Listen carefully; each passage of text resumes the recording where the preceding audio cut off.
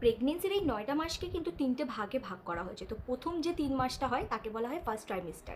আমার first trimester কেমন কাটলো চলো তোমাদের সাথে শেয়ার করা যাক। ফার্স্ট ট্রাইমেস্টারে কিন্তু ১ মাস পরে জানতে পেরেছিলাম আমি প্রেগনেন্ট। তো এই ৩টে ট্রাইমেস্টারের মধ্যে সবথেকে বাজে কেটেছিল আমার ফার্স্ট ট্রাইমেস্টার।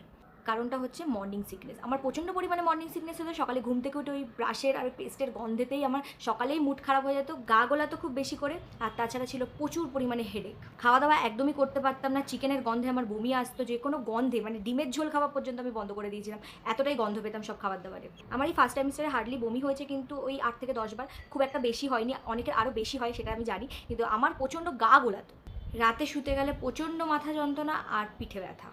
ডাক্তার আমাকে বেড রেস্টের মধ্যে একটু থাকতে বলেছিল, কারণ এই সময়টা খুব কেয়ারফুলি থাকতে হয়। ৩ মাস কেটে যাওয়ার পর মানে ১২ সপ্তাহ পরে যখন NT-NB স্ক্যানটা হয়, তার রিপোর্ট যখন ভালো আসে তখন ডাক্তার বলে কংগ্রাচুলেশন, এবারে তুমি সেকেন্ড ট্রাইমেস্টারে পা দিতে চলেছো। নেক্সট ভিডিওতে তোমাদের সাথে শেয়ার করবো কীভাবে আমি সেকেন্ড ট্রাইমেস্টারটা কাটালাম।